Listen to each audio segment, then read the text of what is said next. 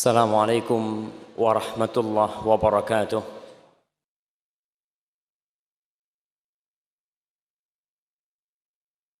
Alhamdulillah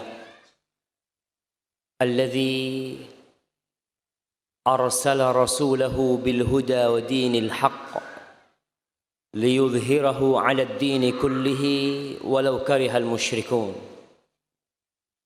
Segala puji bagi Allah Jalla Jalaluh yang mengutus nabinya dengan agama yang benar, dengan agama Islam, satu-satunya agama yang diridhai oleh Allah Jalla Jalaluh. Untuk Allah menangkan agama ini di atas seluruh agama, walaupun orang-orang musyrik benci dengan hal itu. Allahumma salli wa sallim على هذا النبي الكريم سيد الأنبياء والمرسلين خاتم النبيين نبينا محمد بن عبد الله وعلى آله وأصحابه أجمعين. Ya Allah, semoga salawatmu, semoga salam berkah dan nikmatmu senantiasa kau curahkan untuk hamba kekasihmu yang mulia ini, imamnya para rasul, yang paling mulia di antara para nabi, baginda Nabi kita Muhammad sallallahu alaihi wasallam. Dan semoga salawat itu bersambung untuk keluarga beliau, untuk istri-istri beliau, untuk putra-putri beliau, dan untuk seluruh sahabat Nabi radhiyallahu taala anhum ajma'in. Amma ba'd. Ma'asyiral muslimin, pada hari Ahad. Hari apa? Bukan hari Minggu. Ana sampai sekarang ana mau kasih hadiah lah. Siapa yang tahu kok bisa hari Ahad itu jadi Minggu? Padahal semuanya itu bahasa Arab. Dan semuanya itu bisa disebut diambil dari bahasa yang sama. Bahasa Suryania kalau nggak salah. Senin, Itsnin. Thulatha dari Thalatha. Arbi'a dari Arba'. Kemudian Khamis dari Khamsa. Kemudian Jumu'ah, dikatakan Jum'ah karena tempatnya ijtima, tempatnya kumpul. Kemudian Sabat, jelas hari Sabtu. Lalu kok jadi Minggu? Ya, fadhal. Santo Domingus. Kenapa? Ada apa dengan Santo Domingus? Dia yang ganti itu hari Ahad. Masya Allah. Namanya siapa? Santo Domingus. Barakallahu fikum. Makasih atas ilmunya. Nanti kita cari siapa Santo Domingus. Orang mana? Orang Surabaya? Bukan. Tinggalnya di Cibinong. Enggak, Santo Domingus itu tinggal di Cibinong. Ya, kita cari. Betul jemaah, kita ini harus belajar. Kok bisa berubah jadi Minggu? Kemana Ahad? Kita harus cari tahu. Karena banyak pembodohan terhadap publik yang kita tidak sadar dengannya. Pada suatu hari, baginda Nabi Muhammad sallallahu alaihi wasallam menaiki mimbarnya. Ada berapa anak tangga mimbar Rasul sallallahu alaihi wasallam? Masya Allah, banyak yang jawab nggak ada hadiahnya. Tapi 3 anak tangga mimbar Rasul sallallahu alaihi wasallam 3. Awalnya Nabi ceramah nggak di mimbar. Awalnya Rasul sallallahu alaihi wasallam berceramah itu bersandar kepada batang pohon kurma. Kemudian ditawari oleh para sahabat untuk dibangunkan mimbar dari kayu. Rasul sallallahu alaihi wasallam mengiyakan. Maka dibangunkan mimbar dengan 3 anak tangga. Ketika Rasulullah SAW ceramah di mimbar itu, pohon kurma yang biasa dipakai bersandar oleh Rasulullah SAW merintih. Ka'innu ka'aninis sabi, seperti tangisannya, seperti rintihannya bayi. Pohon pun merindukan Rasul sallallahu alaihi wasallam. Bagaimana dengan kita yang mengaku umatnya Rasul sallallahu alaihi wasallam? Dia merasakan indahnya disandari oleh manusia termulia di muka. Ketika Rasul sallallahu alaihi wasallam suatu hari naik mimbarnya, di setiap anak tangga mimbar beliau mengatakan amin. Naik lagi amin. Naik lagi amin. Para sahabat mempertanyakan. Mereka tidak mendengar sesuatu apapun kecuali amin Nabi Muhammad sallallahu alaihi wasallam. Maka mereka bertanya, "Ala madza amanta ya Rasulullah?" Apa yang kau aminkan wahai Rasul sallallahu alaihi wasallam? Nabi alaihi salatu wasallam menjelaskan, "Lamma raqitu ad-darajal ula." Ketika aku naik ke anak tangga pertama, ja'ani Jibril. Datang kepadaku Jibril alaihi salam. Faqala, lalu Jibril mengatakan, syaqiyun abdun adraka Ramadan fansalakha minhu wa lam yughfar lahu. Syaqi, celaka, melarat, sengsara seorang hamba yang hidup di bulan Ramadan. Bisa hadir menghirup udara Ramadan. Bulan yang dicintai Allah. Bulan yang diturunkan Al-Quran. Kemudian dia keluar dari bulan Ramadan. Dosa-dosanya belum diampuni. Seakan-akan kita pakai baju kotor. Kotor habis kehujanan. Kena lumpur. Lalu kita masukkan baju kita ke mesin cuci. Kita kasih pemutih. Kita kasih segala sabun yang bagus. Setelah 30 hari dicuci, keluar baju itu tetap dengan lumpurnya. Begitu pula orang yang dapat Ramadan, dicuci sama Allah dosa-dosa hamba di bulan Ramadan, dia keluar dengan dosa itu tetap. Celaka. Fakultu amin. Maka aku mengaminkan doanya Jibril. Semoga celaka tuh orang.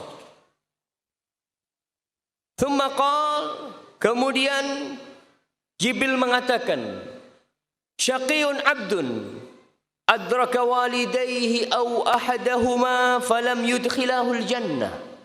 Celaka seorang hamba yang dia hidup mendapati kedua orang tuanya atau salah satunya masih hidup. Dia mendapati kedua orang tuanya atau salah satu. Ternyata dia nggak masuk surga. Nih, pintu surga terdekat dia nggak bisa masuk surga. Maka celaka tuh orang. Fakultu amin. Kata Nabi SAW, maka aku katakan amin. Semoga celaka tuh orang. Yang orang tuanya masih hidup, kemudian dia tidak bisa masuk surga lewat orang tuanya. Mau lewat pintu sholat, mau lewat pintu haji, mau lewat pintu jihad, yang di depanmu kau hilangkan. Al-walid awsatu abwabil jannah. Orang tua itu pintu surga paling mulia. In syi'ta fa'adhi dhalikal bab. Kalau kau mau, sudah, kau jangan masuk surga lewat pintu itu. Fakultu amin, kata Rasulullah SAW. Thumma qala, lalu Jibril berkata yang ketiga, syaqiyun abdun dzukirtu indahu walam yusalli alaika. Fakultu amin. Celaka seorang hamba yang namamu, dirimu disebutkan di sisi dia, kemudian dia tidak bersolawat kepadamu. Faqultu amin. Allahumma salli wa sallim wa zid wa barik wa an'im ala hadzal nabiyil karim. Celaka jamaah. Antum dengar nama Muhammad, diam. Celaka antum. Katakan sallallahu alaihi wasallam, sallu ala nabi. Bersalawatlah kalian kepada Nabi alaihi salatu wassalam. Ma'asyiral muslimin, bisa dibayangkan. Yang berdoa siapa? Jibril. Yang mengaminkan siapa? Ar-Ruhul Amin. Yang mengaminkan Nabi Muhammad sallallahu alaihi wasallam al-Amin. Jibril yang berdoa, yang mengaminkan Sayyidul Mursalin. Niscaya Allah akan mengabulkan doanya. Pada suatu hari, Al-Harith Al-Akli Awil Ukla, dia menangis ketika mengantarkan jenazah ibundanya. Alim ulama seharusnya tabah mendapatkan musibah itu. Seharusnya bersabar mengatakan inna lillahi wa inna ilaihi raji'un. Orang-orang mendapati dia menangis. Maka mereka pada berkata, lima tabki? Kenapa kau nangis? Walima la abki? Waqad ughliqa anni babun min abwabil jannah. Bagaimana aku tidak akan menangis? Salah satu pintu surga sudah ditutup buat aku. Ma'asyiral muslimin, yang mendapatkan orang tuanya masih hidup tuh pintu surga. Allah Jalla Jalaluhu di dalam Al-Quranul Karim, di dalam 4 ayat, menggabungkan hak untuk dirinya dan hak untuk kedua orang tua. Karena Allah tahu keberadaan manusia, keberadaan kita itu dikarenakan keberadaan orang tua kita. Yang pertama, di surat Al-Baqarah ayat 83. Allah Jalla Jalaluhu mengatakan, wa idh akhadna mitsaqa bani Israil. Ketika kami ambil perjanjian kepada Banu Israel. Apa perjanjian yang Allah bikin dengan Banu Israel? La ta'buduna illallah wabil walidaini ihsana. Allah pesankan kepada orang-orang Yahudi, kepada Bani Israel, kalian jangan menyembah kecuali kepada Allah, dan kalian harus berbuat baik kepada orang tua. Itu perjanjian langsung yang Allah ambil kepada Bani Israel. Di surat An-Nisa ayat 36. Allah berfirman, wa'budullah wa la tusyriku bihi syai'a wa bil walidaini ihsana. Kalian menyembahlah Allah, beribadahlah kepada Sang Pencipta, dan jangan kalian berbuat syirik. Yang kedua, wa bil walidaini ihsana. Kalian berbuat baik kepada kedua orang tua kalian. Karena ada manusia-manusia yang sering ke masjid, baik ibadahnya, puasanya jangan ditanya, tapi ternyata dia durhaka kepada orang tuanya, lupa dengan hak-hak orang tuanya, sibuk dengan anak dan bininya, lupakan kedua orang tuanya. Di surat Al-An'am ayat 51, Allah mengatakan, qul ta'alau atlu ma harramallahu alaikum alla tusyriku bihi syai'a wabil walidaini ihsana. Katakan Muhammad kepada orang-orang itu, ta'alau, kalian kemari. Aku akan bacakan kepada kalian apa yang Rob kalian haramkan atas kalian. Kalian jangan berbuat kesyirikan sedikit pun kepadanya. Wabil walidaini ihsana, dan kalian berbuat baik kepada kedua orang tua kalian. Di surat Al-Isra yang keempat ayat 23 Allah mengatakan, wa qadha rabbuka alla ta'budu illa iyyah, dan Allah telah memutuskan, Allah telah mewajibkan kepada kalian, kalian jangan menyembah kecuali kepada Allah. Wabil walidaini ihsana, dan kalian berbuat baiklah kepada kedua orang tua kalian. Ma'asyiral muslimin rahimakumullah. Allah begitu memperhatikan hak orang tua. Setelah manusia memenuhi hak Sang Pencipta, Allah perintahkan kepada manusia supaya tidak lupa, supaya sadar bahwa dia bisa berjalan, dia bisa makan, dia bisa nulis. Ada peran orang tua di sana. Apalagi peran seorang ibu.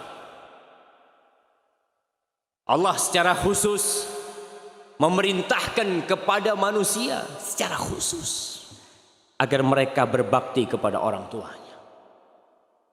Kita akan baca di surat Al-Isra tadi. Bagaimana Allah mengatakan wa qadha rabbuka alla ta'budu illa iyyahu bil walidaini ihsana. Kau berbuat baik kepada kedua orang tuamu. Imma yablughanna 'indaka al-kibara ahaduhuma aw kilahuma. Ketika salah satu dari orang tuamu atau dua-duanya sampai ke masa yang sepuh, udah tua. Kita tahulah orang yang sudah sepuh, permintaannya aneh. Kalau tidak diturutin nangis. Ya. Allah katakan ketika kedua orang tuamu sudah tua renta atau salah satu di antaranya, fala taqul lahuma uffin. Jangan pernah engkau mengatakan uff. Ketika kau masih kecil, orang tuamu gagah, kok nggak berani membantah perintahnya? Nggak ada yang berani. Kita ini yang masih ya seumur-umur anak, orang tuanya masih gagah, kita mau ngomong enggak, mau nolak perintahnya nggak berani, karena bisa digampar sama orang tua kita. Wala tanharhuma, jangan kau menghardik keduanya, karena sudah tua renta, kadangkala tangannya sudah mulai bergerak, kadangkala jalan dengan tongkatnya pelan. Cepetan! Subhanallah. Bapak ibumu kok katakan itu? Wa qul lahuma qawlan karima, katakan kepada keduanya perkataan yang karima, perkataan yang penuh dengan penghormatan dan kata-kata yang indah yang kau pilihkan untuk keduanya. Wakhfid lahuma janahadh-dhulli minar rahmah. Wakhfid lahuma janahadh-dhulli minar rahmah. Kita pernah melihat burung. Bagaimana burung meletakkan sayapnya. Kadang-kala kita lihat ayam meletakkan sayapnya dan anak-anaknya naik ke atasnya, bersembunyi di sayap itu. Allah perintahkan kepada anak agar dia membuka sayapnya dengan penuh penghinaan. Buat siapa? Buat orang tuanya. Minar rahmah, sebagai bentuk kasih sayang kau kepada orang tuamu. Wa qur rabbirhamhuma kama rabbayani shaghira, dan katakan rabbirhamhuma kama rabbayani shaghira. Allah jadikan keridhoannya ikut keridhaan orang tua kita. Yang datang kajian orang tuanya nggak ridho, hati-hati. Ustaz, anak mau kajian Ustaz, orang tua nggak boleh, kata dia. Melarang nuntut ilmu. Nah, masih banyak sarana untuk nuntut ilmu. Rasul sallallahu alaihi wasallam mengatakan ridha Rabb fi ridhal walid wa sakhatur Rabb fi sakhatil walid. Keridhaan Allah bergantung dengan keridhaan orang tua kita. Kemurkaan Allah bergantung dengan kemurkaan orang tua kita. Para jamaah rahimakumullah, tadi saya singgung bahwasanya Allah telah mengkhususkan buat ibu, memberikan hak khusus buat ibunda kita. Kenapa? Ketahuilah bahwa dari rahimnya dilahirkan seorang imam. Imam yang memimpin sholat, imam yang memimpin kaum muslimin. Dari rahim siapa dia lahir? Ibu. Semua yang ada di tempat ini pasti dilahirkan dari rahim seorang ibu.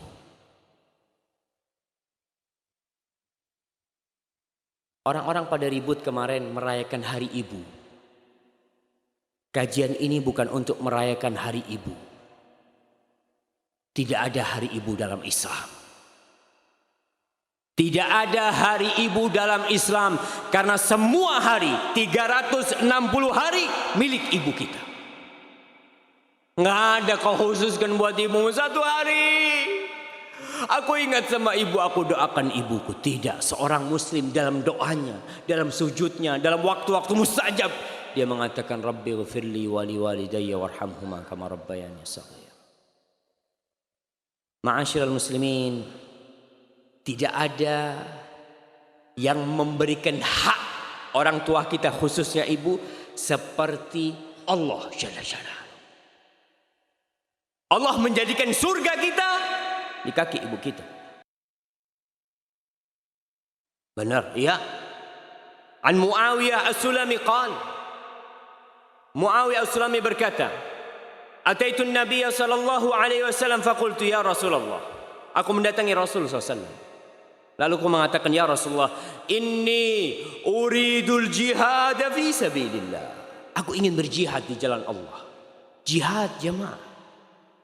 Orang yang mati di medan perang dengan tetesan darah pertama diampuni dosa-dosanya. Dia akan dikawinkan dengan bidadari-bidadari surga. Bahkan dia akan diberi oleh Allah kesempatan memberikan syafaat kepada 70 dari keluarganya. Subhanallah. Zirwatu sanamil Islam. Ibadah Islam yang paling tinggi. Dia datang mau berjihad. Apa kata Rasulullah SAW? Hal ummuka hayyah? Muawiyah, ibumu masih hidup? Qultu na'am. Iya Rasulullah SAW. Ilzam rijlah fathammal jannah. Kau terus di kaki ibumu. Berdiam kau di kaki ibumu. Di situ ada surga. Bukankah seorang hamba ketika berjihad ingin surga? Bukankah dia ingin masuk ke dalam Firdaus? Ilzam rijlah. Kata Rasulullah SAW, kau tetap berdiam di kaki. Qultu na'am. Wa qala li rajulin akhar mithlah. Dan Nabi pernah mengatakan kepada lelaki lain seperti itu. Falzamha fa innal jannata tahta rijlaiha. Di situ ada surga kalau engkau benar mencari surga. Siapakah orang yang paling berhak mendapatkan penghormatan kita? Bos kita, istri kita, anak-anak kita. Anak-anak gak pernah berbuat baik sama kita. Kita yang berbuat baik sama dia. Dalam hadis riwayatkan Imam Bukhari dan Muslim dari Abu Hurairah radhiyallahu taala anhu, jaa rajulun ila Nabi sallallahu alaihi wasallam faqal, datang seorang lelaki menjumpai Rasul sallallahu alaihi wasallam, lalu dia berkata, ya Rasulullah, wahai Rasulullah, man ahaqqun nas bi husni sahabati? Siapakah manusia di muka bumi ini yang paling berhak mendapatkan kebaktianku, persahabatanku terbaik? Siapa yang paling berhak aku temani dalam kehidupan ini? Qala ummu. Kata Rasulullah SAW, ummu, ibundamu. Qala thumma man? Lalu siapa Rasulullah SAW? Qala thumma ummu, ibundamu. Qala thumma man? Lalu siapa wahai Rasul? Ya, yang pertama ibu, yang kedua ibu, yang ketiga. Setelah ibu siapa? Thumma ummu, ibundamu lagi. Qala thumma man? Qala thumma abu. Baru setelah itu bapakmu. Para jamaah, kita ini yang laki jangan cemburu ketika anak kita lebih cinta sama ibunya daripada kita. Dan para istri, jangan sakit hati ketika suaminya berbakti sama ibunya, menghabiskan waktu bersama ibundanya. Engkau harus bersyukur kepada ibunda suamimu. Kenapa? Ia rela anaknya kau ambil. Ibu itu kepingin anaknya sukses, berhasil. Kemudian anaknya mendampingi ibu. Tapi ketika menikah, dibawa sama istrinya, hidup bersama istrinya, sibuk dengan anak-anaknya.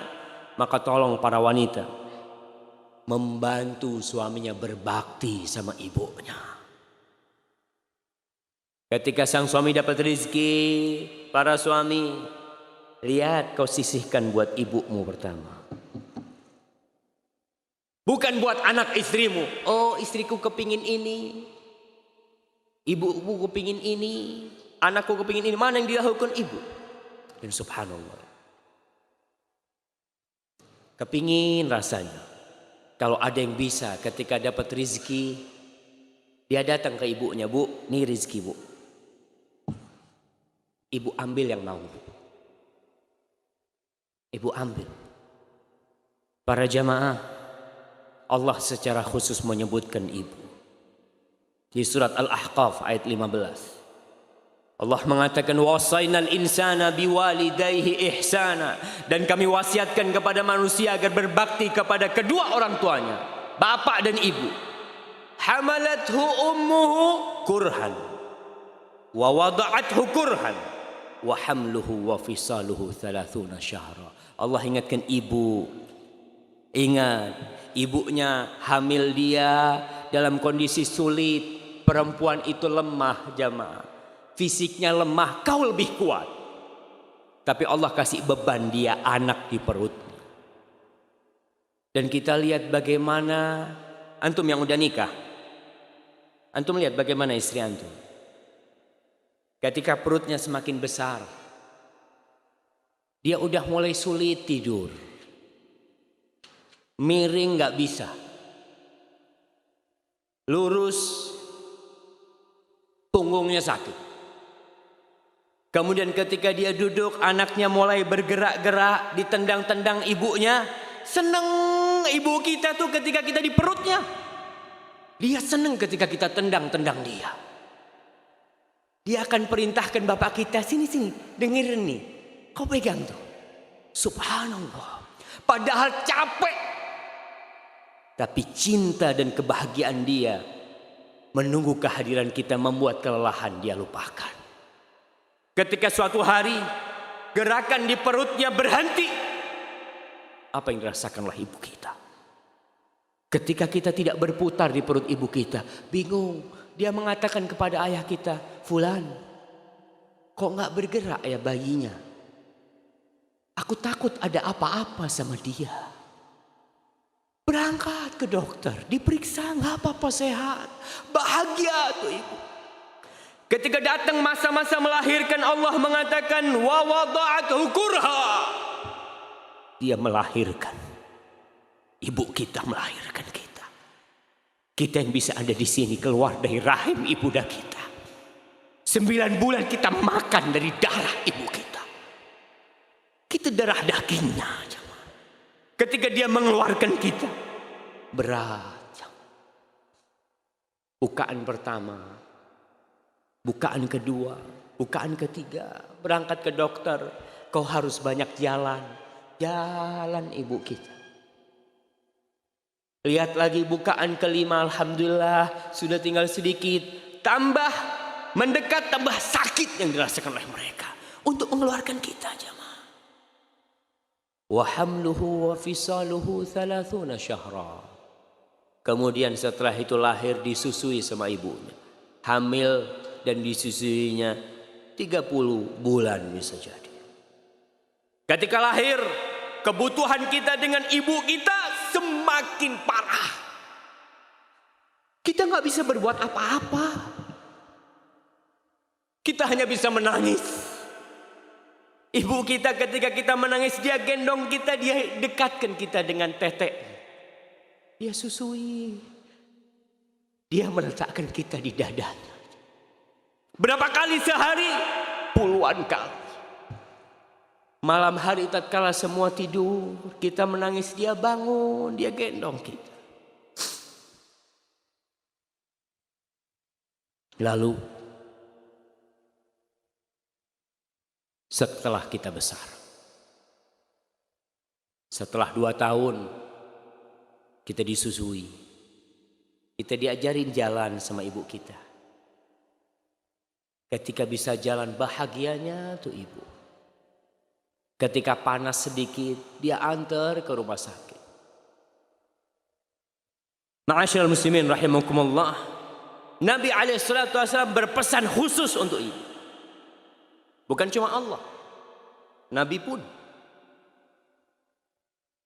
Beliau mengatakan dalam hadis yang diriwayatkan oleh Imam Bukhari dan Muslim, Inna Allah haram alaikum uquqal ummahat. Allah mengharamkan kepada kalian durhaka kepada ibu kalian. Ibu kalian. Haram durhaka kepada bapak, iya. Tapi Nabi mengkhususkan kepada ibu. Kenapa? Kenapa Nabi mengkhususkan ibu yang disebut? Padahal durhaka kepada bapak juga haram. Karena ibu kita memiliki kehormatan yang lebih tinggi di atas bapak kita. Karena kedudukan anak kepada ibunya lebih bisa dia lakukan daripada kepada bapaknya. Bapaknya kuat, dia takut sama bapaknya. Tapi sama ibu, kemudian karena kebanyakan kedurhakaan itu sama ibu, bukan sama bapak. Lalu Nabi ingin mengingatkan kepada kita nih, agar kita lebih mengutamakan ibu kita dari bapak.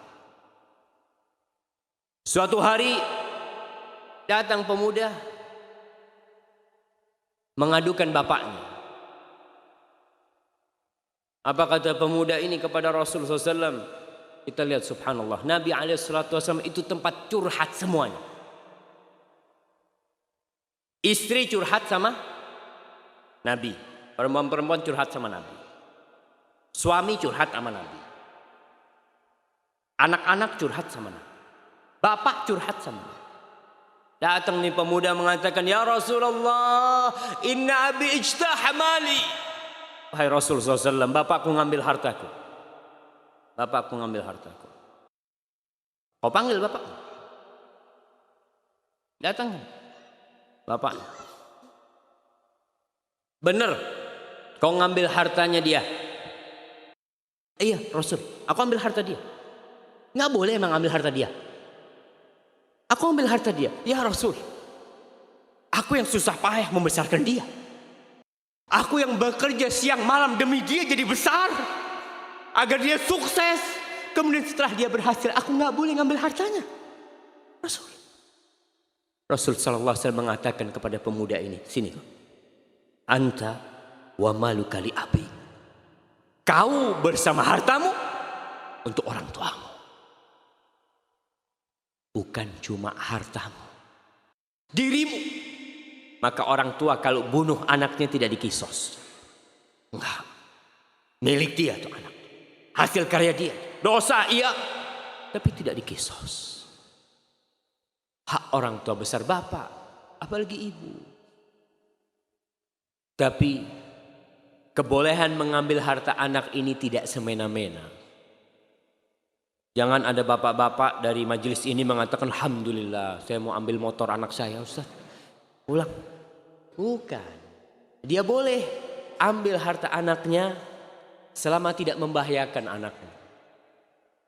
Anaknya punya motor 3, bapaknya ambil 1. Ambil. Buat apa kau simpan itu? Tatkala orang-orang bertanya kepada Rasul sallallahu alaihi wasallam tentang masalah infak, sedekah nih. Yas'alunaka madza yunfiqun. Mereka bertanya kepadamu apa dan kepada siapa mereka berinfak. Qul ma anfaqtum min khairin falil walidaini wal aqrabin. Kata Allah Jalla Jalla, katakan Muhammad kepada mereka, harta yang hendak kalian nafkahkan, yang paling berhak mendapatkannya adalah kedua orang tua, kemudian kerabat-kerabat kita. Para jamaah, demi orang tua, hijrah pun harus ditinggalkan. Di dalam hadis yang diriwayatkan Imam Ahmad, datang seorang lelaki menjumpai Rasul sallallahu alaihi wasallam. Dia mengatakan, ji'tu ubayi'uka 'alal hijrah. Wahai Rasul sallallahu alaihi wasallam, aku datang untuk berbaiat kepadamu untuk berhijrah meninggalkan negeri kafir ke negeri Islam. Wa taraktu abawayya yabkiyan, dan aku tinggalkan kedua orang tuaku nggak ridho, nangis keduanya. Apa kata Rasulullah SAW? Irji ilaihima. Kau pulang balik kau jumpain kedua orang tuamu. Fa'adhikhuma kama abkaitahuma. Kau bikin keduanya tertawa sebagaimana kau telah membuat keduanya menangis. Banyak di antara kita yang meninggalkan orang tuanya di kampung halaman jauh. Kenapa Ustaz? Ana mengadu nasib di Surabaya. Kerjaan ana di Surabaya. Masa ana harus ke kampung? Kalau ke kampung nggak ada kerjaan. Subhanallah. Di situ ada surga. Orang mau hijrah aja suruh balik. Orang mau jihad suruh balik sama Rasulullah SAW. Apalagi cuma sekedar cari rizki. Di mana engkau hidup selama di bumi Allah, di situ akan ada rizki.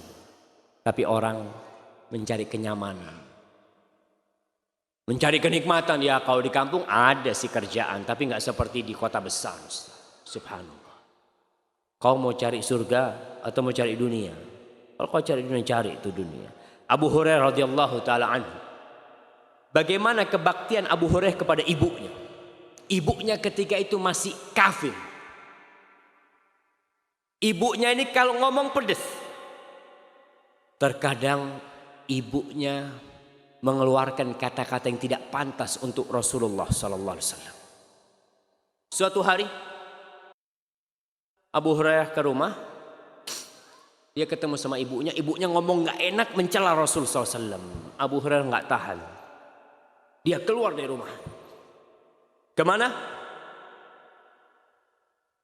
Menjumpai Rasulullah SAW.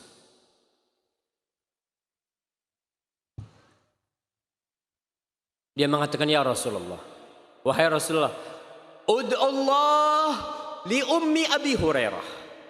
Wahai Rasulullah, tolong kau berdoa mohon kepada Allah untuk ibunda Abu Hurairah. Ini kebaktian yang paling dahsyat dari seorang anak.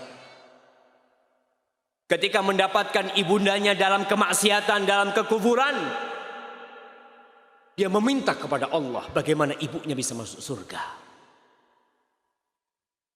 Rasul sallallahu alaihi wasallam angkat tangan mengatakan, Allahumma hdi umma Abi Hurairah. Ya Allah, berikan hidayahmu kepada ibunda Abu Hurairah. Udah. Abu Hurairah pulang ke rumahnya. Jumpain ibunya. Ketika mau masuk dilarang sama ibunya. Ala risli, tunggu. Ternyata ibunda Abu Hurairah sedang mandi. Ketika dibukakan pintu, ibunda Abu Hurairah mengatakan, Asyhadu an la ilaha illallah wa asyhadu anna Muhammad Rasulullah. Adakah kebaktian yang lebih dari menyelamatkan ibundanya dari api neraka? Subhanallah. Hadis ini diriwayatkan Imam Bukhari dalam kitab Al-Adabul Mufrad dan sahih. Kemudian Abu Hurairah ketika Rasul SAW sudah meninggal dunia.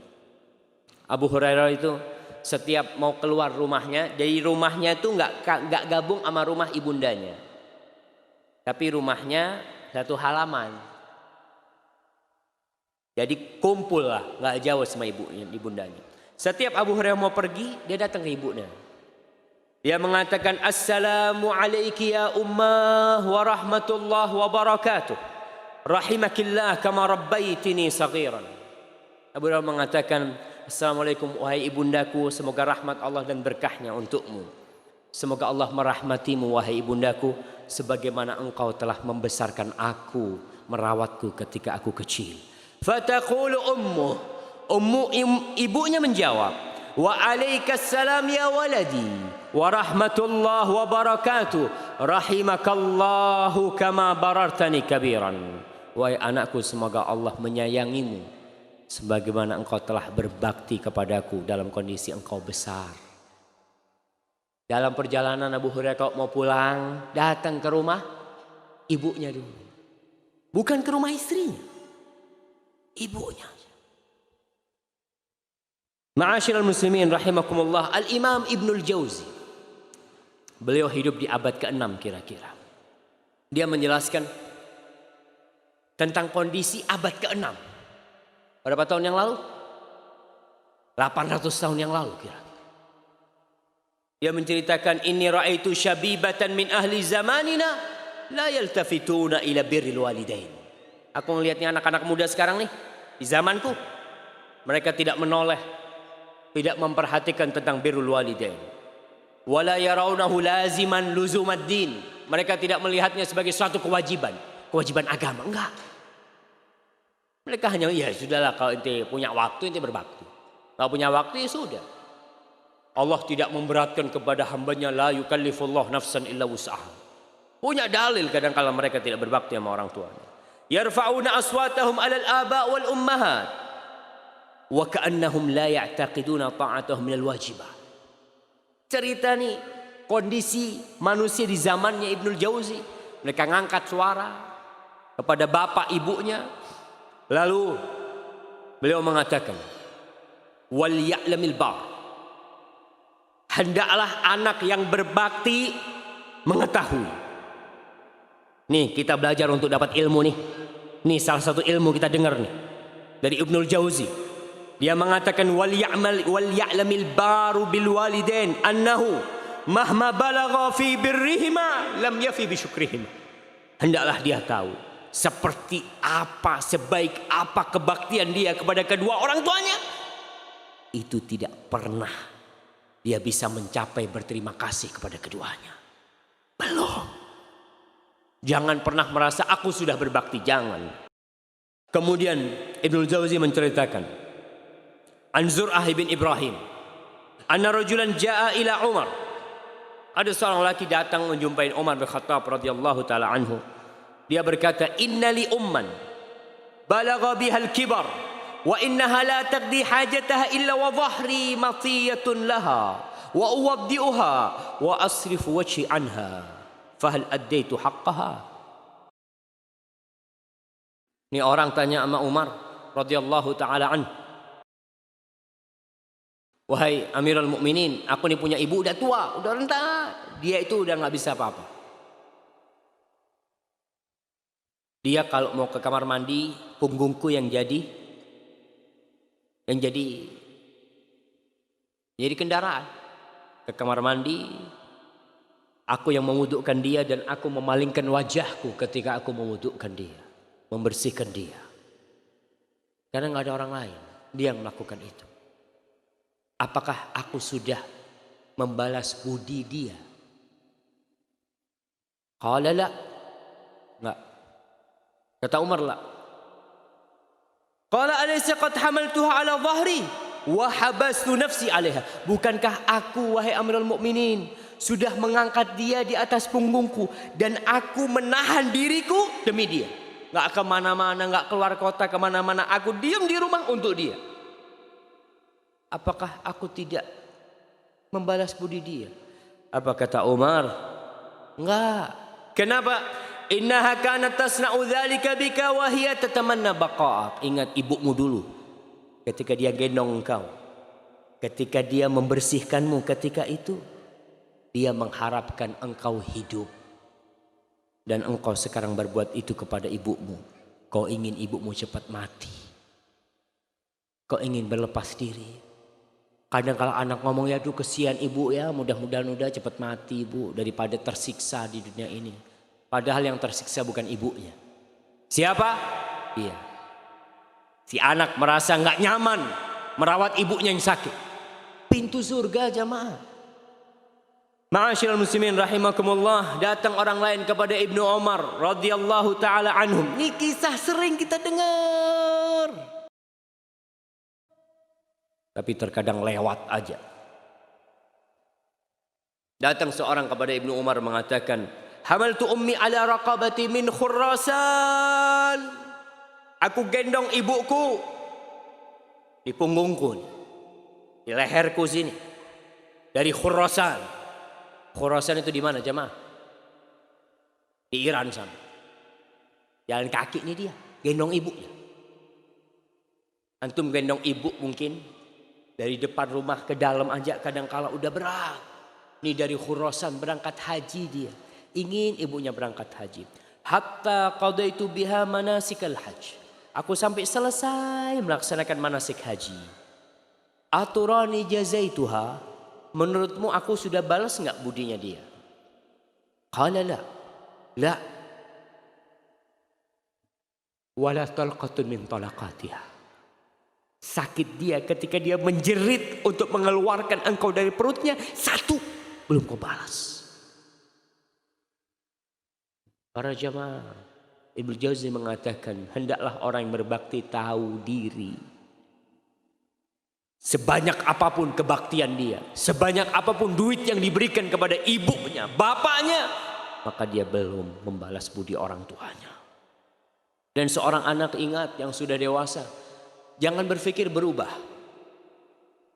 Aku kan sudah jadi bapak, Ustaz.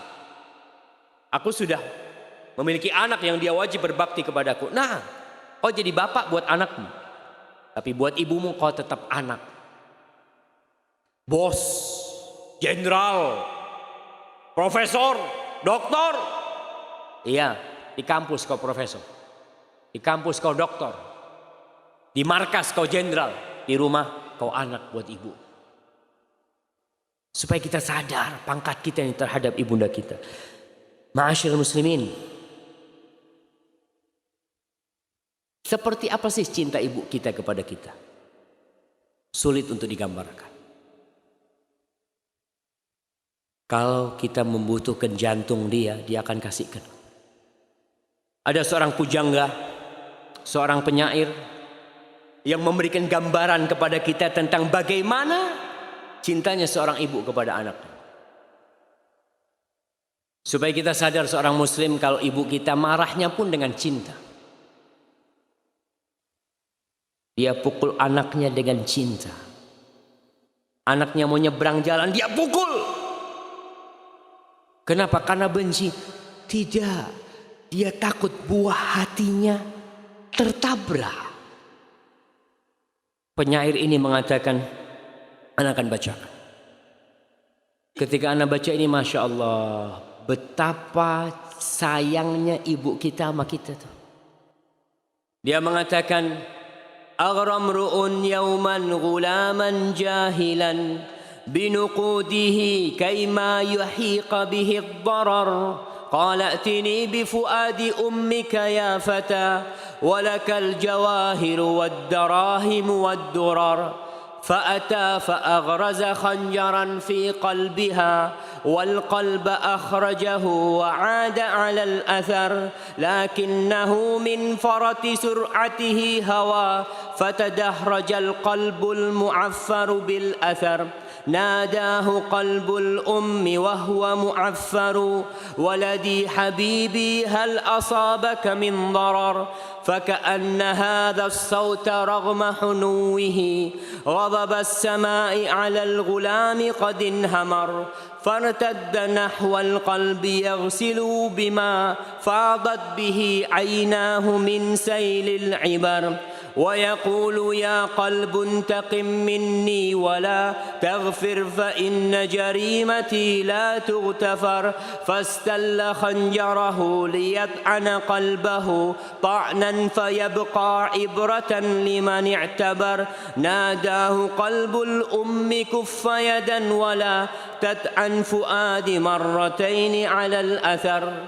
Dia bercerita, ada seorang lelaki yang membodoh-bodohin anak muda. Dia katakan, ente sini. Ente anak kasih fulus. Anak kasih permata, berlian. Dia ingin membodoh-bodohin anak ini. Tapi syaratnya satu.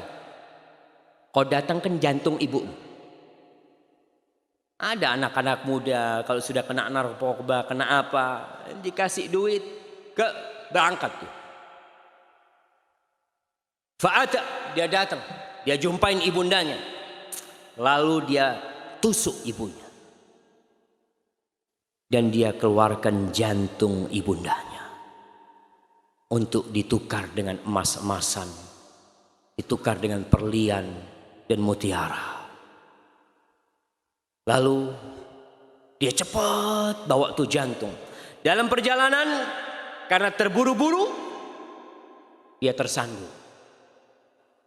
Ketika tersandung, jantung itu menggelinding.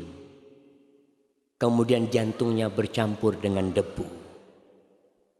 Dalam kondisi jantung itu menggelinding, nadahu qalbul Jantung itu memanggil anaknya.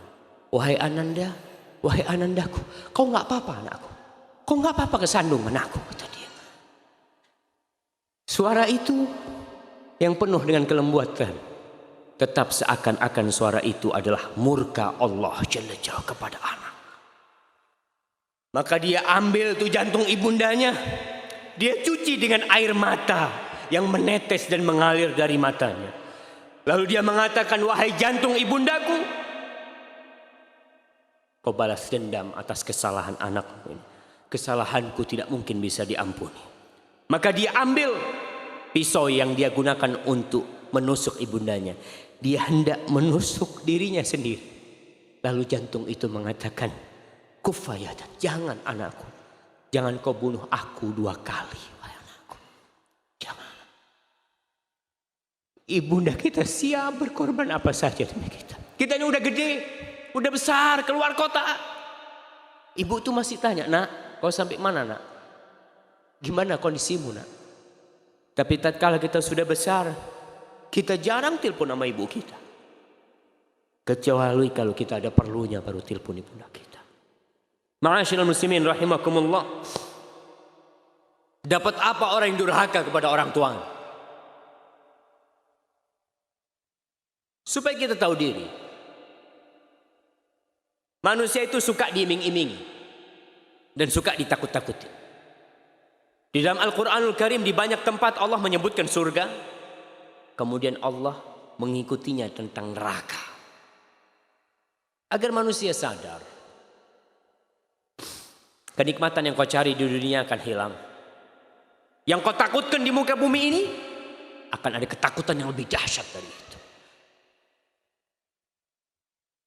Rasul sallallahu alaihi wasallam berkata kepada para sahabatnya, ala adullukum bi akbaril kabair, maukah kalian aku kasih tahu tentang dosa besar yang paling besar? Bala ya Rasulullah, pasti Rasulullah SAW. Rasul mengatakan al-isyraku billah. Yang pertama syirik, yang kedua wa uququl walidain, durhaka kepada kedua orang tuanya. Dalam hadis diriwayatkan Imam Ahmad, ma min dzambin ajdaru an yu'ajjilallah ta'ala li sahibihi al-uqubata fid dunya ma'a ma yaddakhiru lahu fil akhirah ma'a ma yaddakhiruhu lahu fil akhirah min al-baghi wa qati'atir rahim. Akhrajahu Imam Ahmad. Kata Rasulullah SAW, tidak ada dosa yang lebih pantas untuk mendapatkan hukuman di dunia. Allah segerakan hukuman dia di dunia, plus yang Allah sembunyikan bagi dia kelak di akhirat, daripada kezaliman dan memutuskan rahim. Memutuskan rahim yang paling besar adalah orang tua. Anak lupa sama orang tuanya, jauh cuma ke kampung halamannya. Kapan? Mudik, liburan panjang. Iya Ustaz, butuh fulus Ustaz ketemu orang tua. Eman-eman fulusnya. Daripada buat ke orang tua kan enak buat nambah modal. Subhanallah. 2 hal yang manusia takutin ketika berbakti sama orang tuanya. 2 hal. Ana mau kasih hadiah. Apa yang ditakutin oleh manusia ketika dia harus berbakti sama orang tuanya, harus berangkat ke rumah orang tuanya, harus berbagi sama orang tuanya? 2 hal yang ditakutkan. Apa jamaah?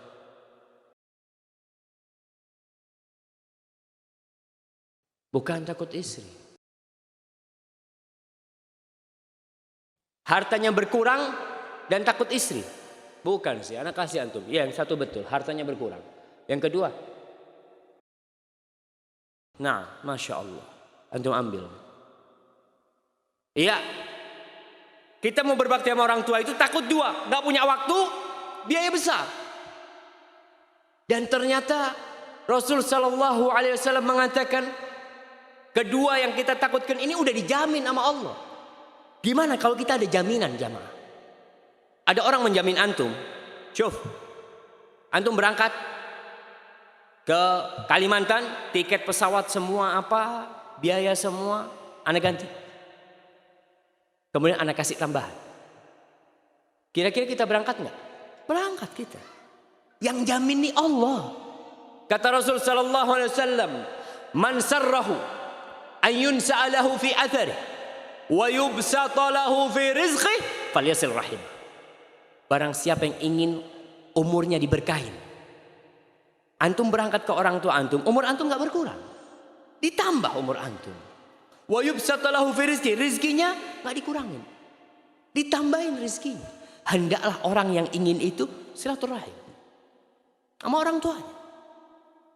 Apa masih antum meragukan jaminan Allah?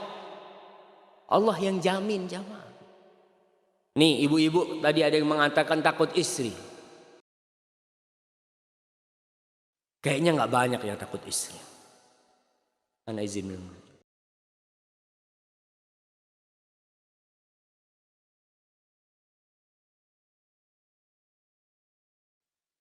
Seharusnya, alhamdulillah, seorang suami yang perhatian sama istrinya, dia akan perhatian sama orang tuanya. Istrinya perempuan, ibu anak-anaknya, dia perhatian sama istrinya. Ibunda dia perempuan, dan ibunda dia adalah wanita yang melahirkan dirinya. Ma'asyiral muslimin, kapan terakhir kali antum nih minjit kaki ibu antum? Bertahun-tahun antum pisah sama ibu antum. Kaki yang pernah bengkak kaki ibu kita itu, gendong kita. Datang sama ibu, pijetin kaki. Dan katakan Rabbi ghfirli wali walidayya warhamhuma kama rabbayani shaghira. Kalau antum punya rezeki, pulang. Berangkat ke kampungnya, cuma apa? Mau pijit kaki ibu, pijit. Ya Allah, mudah-mudahan ini yang memasukkan aku ke surga. Kita nggak tahu lewat pintu mana kita masuk surga. Ini pintu paling dekat. Kita tinggalkan.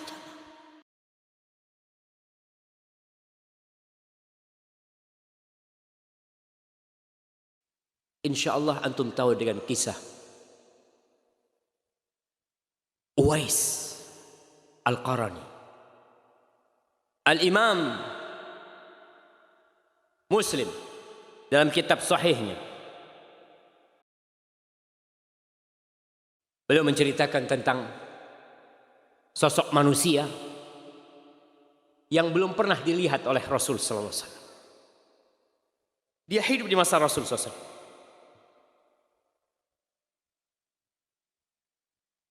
Rasul sallallahu alaihi wasallam menceritakan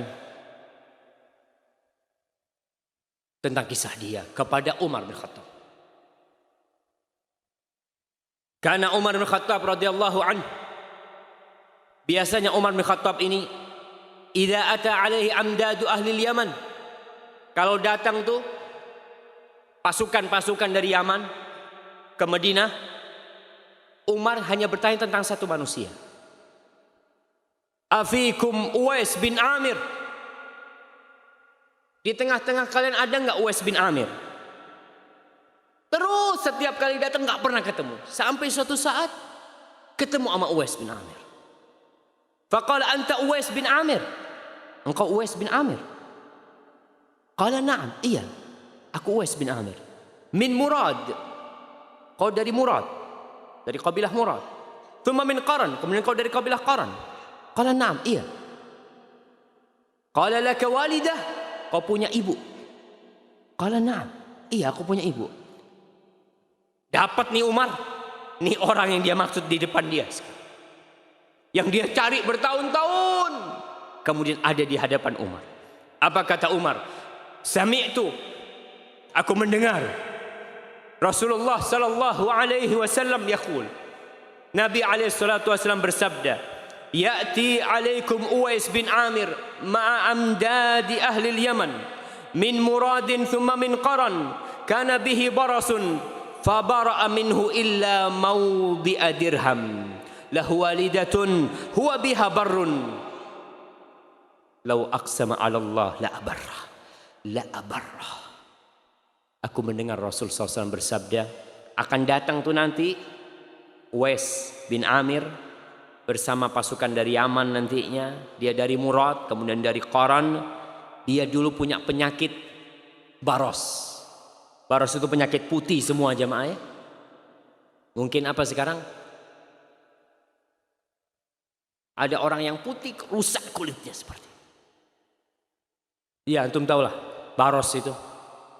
Kemudian dia meminta kepada Allah agar disembuhkan, dan disembuhkan semuanya kecuali ada sebesar 1 dirham. Dikatakan di perutnya. Dia tidak minta disembuhkan itu, supaya dia tahu dan ingat dulu kau punya penyakit itu. Lalu Allah sembuhkan engkau. Setiap kali dia lihat perutnya dia ingat. Lahu walidah, Nabi mengatakan alaihi salatu wasallam, dia memiliki ibu. Yang Uwais ini berbakti banget sama ibunya. Lau aqsama 'ala Allah la abarrah. Bayangkan, Nabi mengatakan, andai kata Uwais bin Amir ini bersumpah meminta kepada Allah, Allah akan kabulkan permintaannya. Nggak pernah berjumpa dengan Rasul SAW. Dia memilih untuk berbakti sama ibunya. Orang-orang kampung berangkat berjumpa dengan Rasul SAW untuk mendapatkan fadilah suhbah, menjadi sahabat Nabi. Iya, tapi Uwais karena punya ibu, dia berusaha berbakti sama ibundanya. Uwais ini kata Rasul SAW, kalau dia bersumpah minta sama Allah, dia mengatakan, ya Allah, aku minta kau turunkan hujan. Allah turunkan hujan. Itu kata Nabi SAW. Nabi mengatakan kepada Umar, fa in istata'ta an yastaghfir laka faf'al. Kalau kau bisa Umar, minta kepada Uwais agar dia memohonkan ampun untukmu, kau minta sama Uwais. Umar bin Khattab, Amirul Mukminin, disuruh minta doa dari Uwais bin Amir, jamaah. Kenapa? Karena dia berbakti sama ibundanya. Fastaghfirli, kau mohonkan ampun buat aku. Fastaghfar lahu. Lalu Uwais memohonkan ampun buat Umar bin Khattab. Faqala lahu Umar, aina turid? Kau mau ke mana? Al-Kufah. Aku mau ke Kufah. Aku akan bikin surat buat engkau kepada gubernur Kufah agar dia perhatikan kepadamu. Apa kata Uwais? Aku nufi ghabra'in nas ahabbuli. Aku jadi orang yang enggak dikenal, enggak ada orang tahu, lebih aku senang ya wahai Amirul Mukminin. Selesai. Tahun depannya orang-orang pada haji. Salah satu orang yang dari Kufah tuh berangkat haji, ditanya, "Kau tahu Uwais?" Di Kufah, "Iya." Taraktuhu rassal bait qalilal mata. Uwais itu bajunya aduh jelek ya, rumahnya juga buruk. Kemudian barang-barangnya sedikit, maksudnya orang miskin tuh Uwais. Lalu Umar mengatakan kepada orang ini tentang hadis Rasulullah SAW. Apa yang terjadi? Orang ini pulang, dia cari Uwais di Kufah. Lalu dia mengatakan, istaghfirli, mohonkan ampun buat Allah untukku, mohonkan ampun kepada Allah untukku. Kata Uwais, anta ahdatsu ahdan bisafarin salih fastaghfir. Engkau yang baru pulang haji, seharusnya engkau yang memohonkan ampun buat aku. Kau baru dari perjalanan yang baik, aku yang seharusnya minta kepada engkau agar engkau memohonkan ampun untukku. Orang ini mengatakan istaghfir, mohonkan ampun kepada Allah untukku. Apa kata Uwais? Enggak, kau yang lebih pantas. Lalu tetap maksa. Uwais mengatakan, laqita Umar, kau berjumpa dengan Umar? Qala na'am, iya. Fastaghfarallah. Maka Uwais akhirnya memohonkan ampun untuk dia. Ketika orang-orang tahu dengan Uwais, Uwais menghilangkan dirinya. Para sejarawan menyebutkan bahwa pernah suatu hari Uwais bin Amir ini, karena dia miskin, kadang-kadang dia ke tempat sampah cari makanan, jemaah. Orang yang kalau bersumpah minta sama Allah, Allah kabulkan. Disebutkan dia suatu hari ke tempat sampah, ketika dia mau ambil makanan ada anjing yang menggonggong di sebelah dia. Apa kata Uwais? Kul mimma yalik wa akul mimma yalini. Kau makan di sisimu, aku makan yang di sisiku. Uwais mengatakan, idza tajawaztu sirat fa ana khairun minka. Andai kata aku bisa melewati sirat yang berada di atas neraka jahanam, aku lebih baik dari engkau. Tapi kalau aku tidak selamat di atas sirat, engkau lebih baik dari aku, kata Uwais. Subhanallah. Seorang yang berbakti kepada orang tuanya, Mesti Allah akan kabulkan doanya. Harithah bin Nu'man, seorang sahabat Nabi. Aisyah radhiyallahu ta'ala cerita, Nabi suatu malam tidur lalu beliau bermimpi. Beliau mengatakan, fara'aituni fil jannah. Aku melihat diriku sedang di surga. Fasami'tu sawta qari'in yaqra. Aku mendengar ada orang yang membaca. Lagi baca. Faqultu man hadha? Baca Quran ini, siapa ini? Faqalu hadha Harithah bin Nu'man. Ini Harithah bin Nu'man. Faqala Rasulullah SAW, kadzalikal bir, kadzalikal bir, wa kana abarran nas bi ummihi. Dia adalah orang yang paling berbakti kepada ibundanya. Rasul sallallahu alaihi wasallam tidak sempat berjumpa dengan ibundanya ketika beliau besar. Beliau pernah meminta izin kepada Allah agar bisa memintakan ampun untuk ibundanya. Tapi tidak dikasih sama Allah. Lalu Nabi SAW minta izin sama Allah untuk boleh berkunjung ke kuburan ibundanya.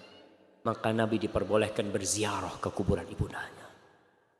Ketika beliau berada di kuburan ibundanya, beliau menangis. Beliau mengatakan kepada para sahabatnya, kuntu nahaitukum an ziyaratil kubur.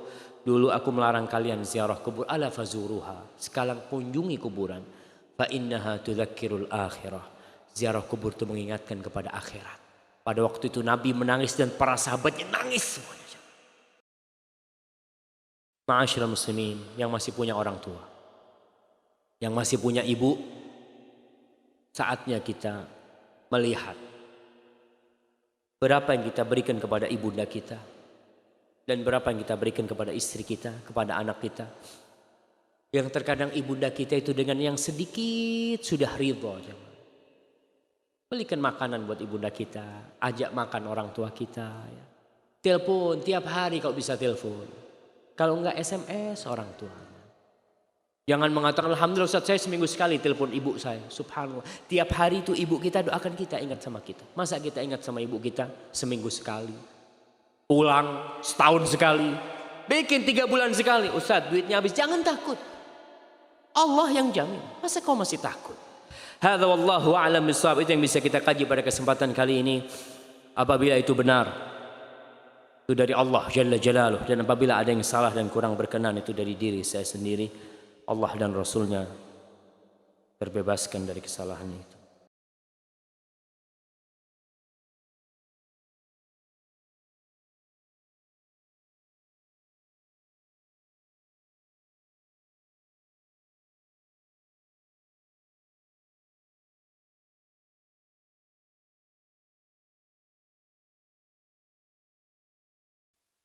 Bagaimana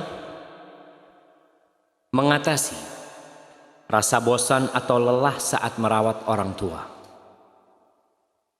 Apakah bila kita pernah merasa lelah, maka sirna bakti yang sudah dilakukan? Namun terkadang di hati ada rasa bosan, kesal dan emosi terhadap permintaan aneh-aneh. Lalu bagaimana bila kita membohongi karena tidak bisa mengikuti permintaan? Ma'asyiral muslimin rahimakumullah.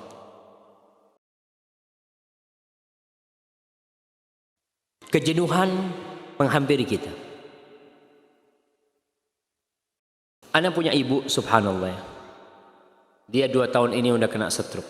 Allah yashfiha. Terkadang datang ya rasa kesian sama ibu kita. Mungkin rasa bosan kadang-kala datang, tapi kita harus usir. Ketika antum pegang tangan ibu antum, antum ingat nih tangan yang dulu gendong antum. Nih tangan yang dulu ngusap, membersihkan kotoran antum. Maka ingat dengan itu. Insya Allah kebosanan itu akan hilang. Dan ingat ini pintu surga antum. Ketika antum pegang kakinya nih, kaki ibu ana, ya Allah mudah-mudahan aku masuk surga lewat ibunda. Permintaan yang aneh-aneh dari orang tua. Para ulama menafsirkan firman Allah, wala tanharhuma. Jangan kau hardik keduanya. Salah satu maknanya, Jangan kau halangi keduanya dari apa yang dia pinta, sedangkan engkau mampu. Salah seorang tabi'in atau sahabat Nabi, tabi'in, dia itu pernah beli pohon kurma. Harga pohon kurma pada waktu itu mahal banget. Harganya 1.000 dirham. 1.000 dirham itu berapa jemaah? 10 dirham bisa beli 1 ekor kambing. Jadi kalau 1.000 dapat kambing berapa? 100 ekor. Kalau harga kambing 1 juta, berapa juta? 100 juta. Ibunya suatu hari ini kepingin dengan hatinya pohon kurma. Antum tahu pohon kelapa itu kadang-kala ada yang enak di tengahnya itu. Apa namanya itu? Apa? Pondong. Pondoh tuh. Itu kurma ada kayak gitu. Ibunya kepingin makan itu. Dia beli pohon kurma, dia tebang. Padahal harganya 100 juta aja. Karena ibunya minta. Kata, ente kenapa sampai beli padahal mahal harganya sekarang? Kata dia, ya gimana ibuku minta. Ibuku minta. Aku gak akan halangi apa yang dia pinta. Subhanallah jemaah. Allahumma a'inna ala birri walidain. Assalamualaikum Ustaz. Bagaimana sikap kita terhadap orang tua yang pemarah? Bagaimana agar beliau lebih menjadi penyabar? Jazakallahu khairan. Barakallahu fikum jamaah. Alhamdulillah antum punya orang tua pemarah tapi muslim. Antum tahu orang tuanya Nabi Ibrahim pemarah dan kafir. Nabi Ibrahim tetap berusaha bersabar menghadapi orang tuanya. Sampai mau dirajam Nabi Ibrahim sama bapaknya.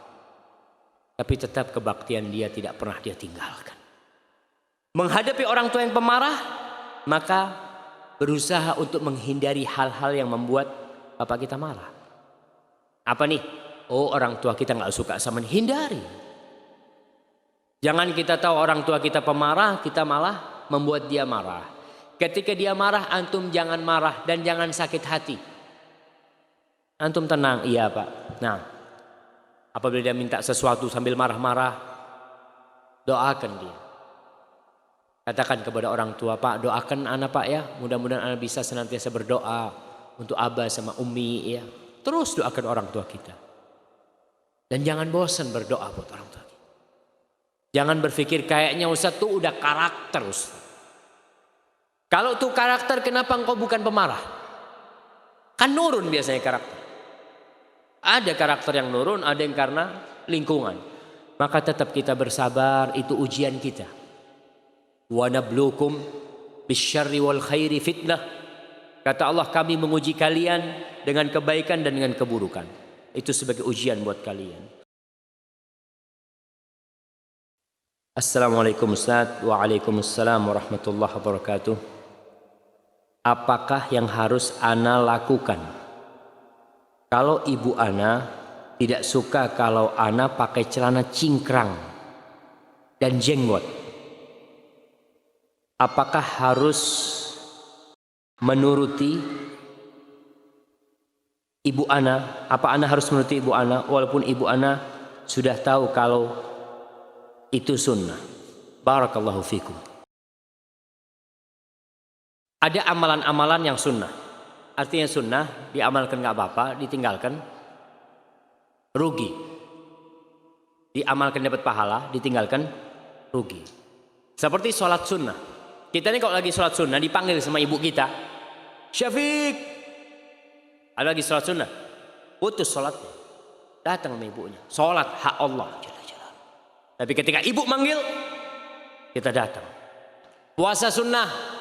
Kita lagi puasa Senin, hari Senin. Bapak lagi sarapan. Sinilah temenin bapak makan. Pak, aku lagi puasa, udah puasa. Dia tinggalkan puasa, tinggalkan puasa. Bayangkan hak orang tua kita. Tapi untuk hal-hal yang perintah, yang kita harus melaksanakan, maka minta maaf sama orang tua kita. Maaf, Mi, ana ya tolong Mi, doakan ana Mi. minta sama orang tuanya, aku melakukan ini karena mencintai Rasul sallallahu alaihi wasallam. Jadi tidak mentaatin orang tua dalam kemaksiatan. Seperti itu. Kita wajib taat dalam segala hal kecuali dalam kemaksiatan. Al-Imam Ahmad ditanya tentang orang tua yang manggil anaknya di rumah. Orang tua di dalam rumah dia panggil anaknya, "Fulan, ta'al." Tapi rumah orang tuanya ini karpetnya dari sutra. Gimana dia? Padahal dia nggak boleh menginjak sutra. Haram seorang lelaki pakai sutra. Kata Imam Ahmad, la yulabbi da'watahu. Nggak boleh dia. Nggak boleh dia masuk. Kata muridnya bertanya, "Ya Imam, abuhu yad'uh." Bapaknya yang manggil. Ya, kalau dia harus masuk, dia gulung karpet itu. Dia gulung sampai depan bapaknya, lebih ya bapak. Dia menjawab panggilan bapaknya dan dia tidak melakukan dosa kepada Allah Jalla Jalla. Maka kita harus tahu diri di situ.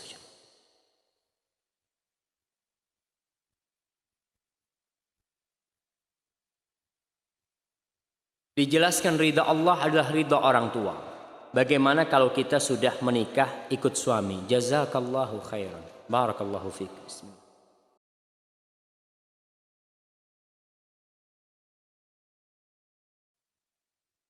Alhamdulillah. Anak perempuan berbeda dengan anak laki. Apa bedanya?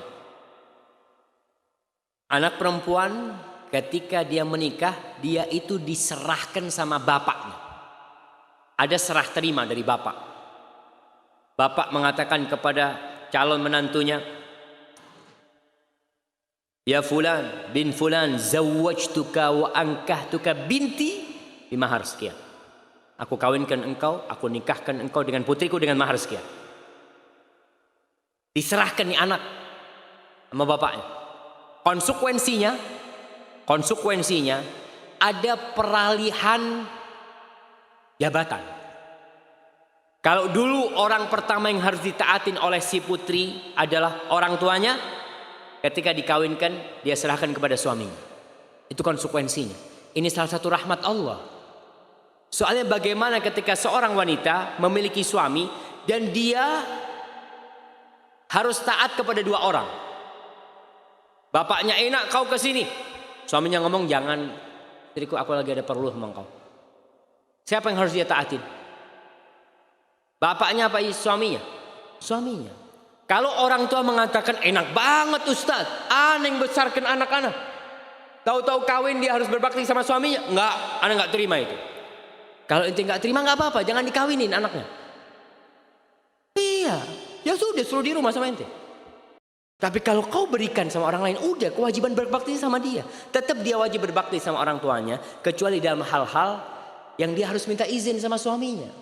Nggak seperti dulu dia berangkat ke orang tua, seenak dia bertemu orang tua. Ketika menikah, dia harus izin. "Bang, anak mau jumpain ibu." Suaminya ngomong, "Janganlah, besok aja." Besok ikut suaminya. Dan para suami, nggak boleh para suami memutuskan silaturahim. Dia larang istrinya ketemu orang tuanya. Dia tidak antarkan istrinya ke orang tuanya. Dia putuskan rahim itu. La yadkhulul jannah. Nggak masuk surga tuh. Ente udah dikasih anaknya. Masya Allah. Udah gede, udah siap. Dikasihkan ke ente. Ente lalu tidak mau berbakti atau membantu istrimu berbakti kepada orang tuanya. Hadza wallahu a'lam bissawab. Nah, afwan Ustaz. Kalau ibu sudah mati, bagaimana cara berbakti? Subhanallah, betul. Sebagian di antara kita dulu belum sempat berbakti. Pintu surganya udah selesai, udah meninggal. Gimana cara berbakti? Yang pertama, jadilah anak soleh. Kalau kau jadi anak soleh, kau datang kajian, kau beribadah, kau bersedekah, orang tua itu dapat insya Allah pahalanya. Dapat saham, karena engkau adalah hasil orang tua. Kalau kau punya kelebihan rizki ini, sedekah buat orang tua kita. Sampai Rasul sallallahu alaihi wasallam dalam hadis riwayatkan Imam Bukhari dalam Adabul Mufrad, ditanya orang laki mengatakan, "Ya Rasulullah, ibuku meninggal belum sempat berwasiat. Apakah aku bersedekah buat ibuku?" Sampai. dapat pahala ibu. Jadi punya rezeki, beli sejadah umpamanya satu, taruh ke masjid buat ibu. Nggak usah ngomong sama orang, nih buat ibundaku. Nggak perlu. Antum ngomong sama Allah Jalla Jalla, Allah tahu tuh. Kemudian istighfar buat keduanya. Rasul sallallahu alaihi wasallam menceritakan tentang seorang orang tua nih yang masuk surga di derajat yang tinggi. Lalu dia mengatakan, "Anna li hadza?" Gimana aku bisa sampai ke tingkatan yang tinggi? Padahal amalku nggak sampai seperti ini. Dikatakan kepada dia, "Istighfari waladika laka." Karena istighfar anakmu untukmu. Terus istighfar. Lalu jamaah yang selanjutnya, berbakti kepada orang tua yang meninggal dunia, berbuat baik kepada orang-orang yang dicintai oleh orang tua kita. Ibu kita punya saudari-saudari, kita datengin. Rasul sallallahu alaihi wasallam mengatakan, "Inna min abarril birri silatur rajuli ahla wuddi abi." Termasuk kebaktian yang paling baik ketika seorang anak menyambung hubungan baik dengan orang-orang yang dicintai oleh orang tuanya. Makanya dulu tuh Masya Allah, orang tua kita kalau ada tamu, kita tuh biasanya dipanggil. Anak ingat dulu sama abah anak, "Syafiq sini." Sampai sekarang. Sampai sekarang anak udah tua, ketika ada tamu, anak bisa dipanggil sama abah, "Syafiq sini. Nih temennya abah, kau kenalan sama fulan." Kita dikenal. Dulu ketika kita kecil kita dipanggil, "Yuk salaman nih sama ammi fulan dikasih tahu." Sekarang kalau ada tamu anak disuruh, sono, masuk dalam. Masuk dalam.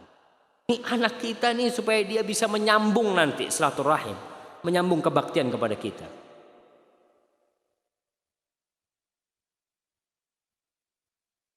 Ustaz, istri sulit diajak ngaji dan berpakaian syar'i. Kadang sering cekcok. Benarkah jika dalam Islam pernikahan itu hukum asalnya 2? Jika sulit adil baru 1.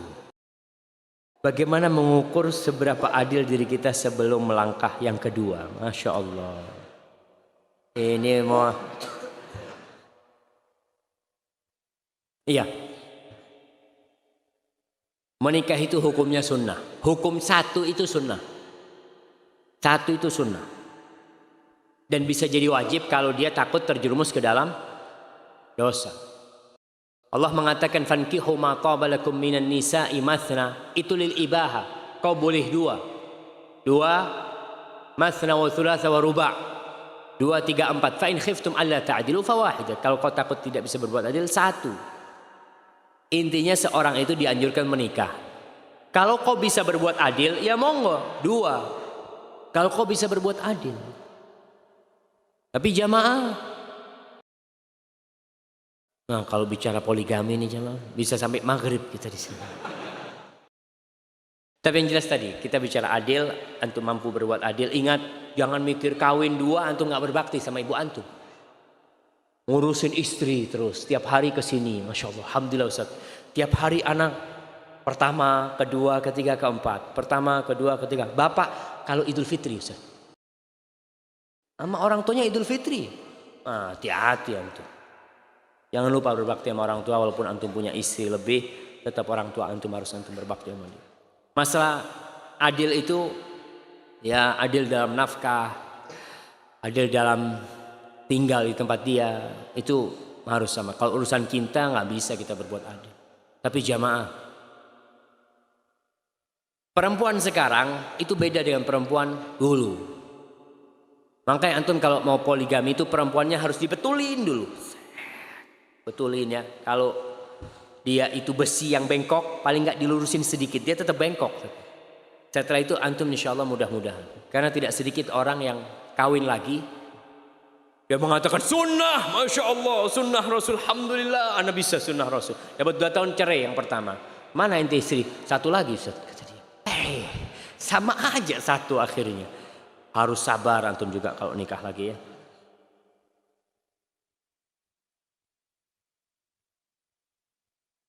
Ustaz, bagaimana cara berbakti kepada orang tua jika sejak kecil sudah tidak memiliki ibu dan terpisah dari ayah?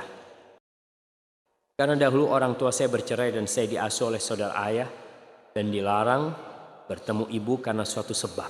Masya Allah, larangan ini tidak boleh dilaksanakan.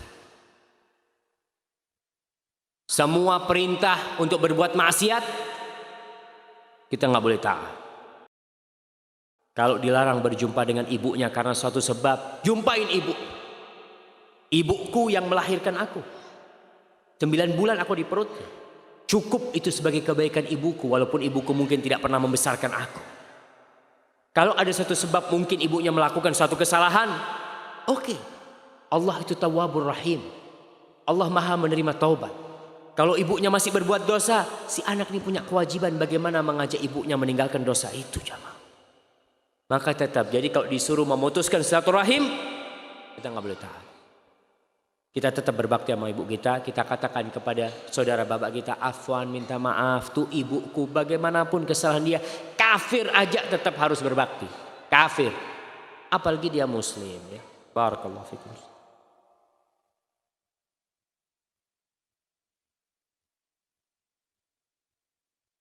Ustadz, anak ingin punya tambahan anak. Sedangkan anak juga merawat ibu anak. Bagaimana doa yang sebaiknya anak pinta pada Allah? Anak ingin ibu keadaannya seperti dulu sehat. Anak juga ingin punya banyak anak. Masya Allah.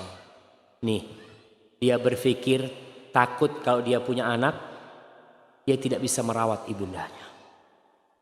Ini termasuk kebaktian. Tapi berdoalah, mohon kepada Allah, istikharah. Ya Allah, aku ingin punya anak tapi ibu seperti ini. Takut. Memang kalau seorang hamil umpamanya dia, si istri ini hamil, dia gimana mau merawat ibunya? Kadang-kadang merawat diri sendiri susah seperti itu. Minta sama Allah pilihan yang terbaik. Insya Allah Allah kasih jalan keluar. Mungkin Allah kasih rezeki kepada dia sehingga dia bisa memiliki pembantu yang membantu dia kelak merawat ibundanya. Atau apa? Allah tinggal kun fayakun. Minta yang terbaik kepada Allah Jalla Jalla. Kalau memang takut tidak bisa merawat ibu kalau sedang hamil atau punya anak, itu termasuk bolehlah kita istikharah dalam kondisi seperti itu, jamaah. Assalamualaikum Ustaz. Ana saat ini sedang merawat ibu ana yang lagi sakit, stroke, di rumah suami ana.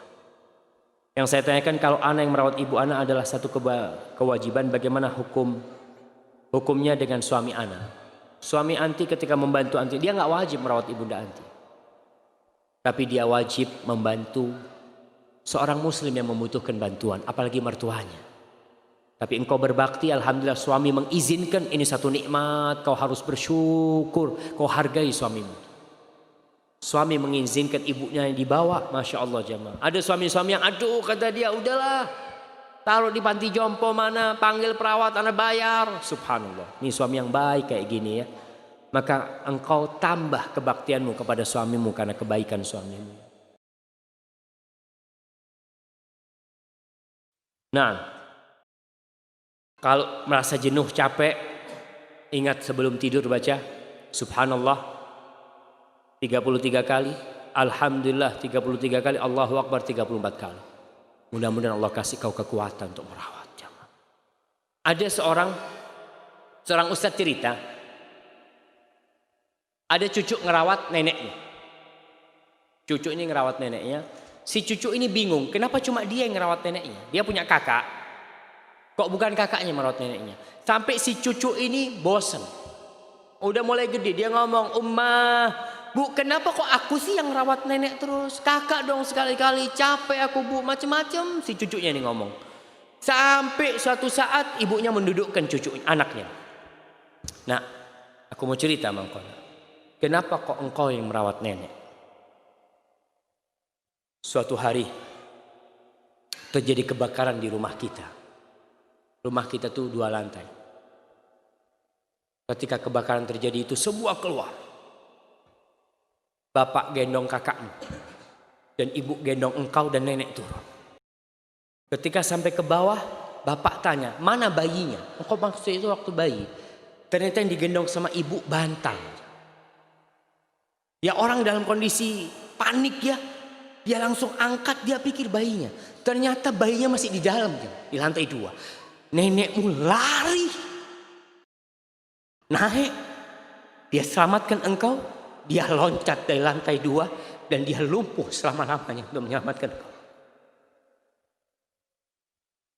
Setelah itu sang cucu ini tidak pernah lagi jenuh merawat neneknya. Karena dia tahu neneknya menyelamatkan dia.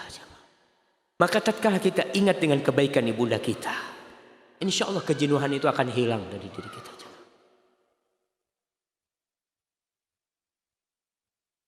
Ustaz Syafiq, bagaimana hukumnya jika ibu selalu mencampuri urusan rumah tangga? Sehingga saya dan pasangan saya sering bertengkar, Ustaz. Dan bagaimana jalan keluarnya? Subhanallah.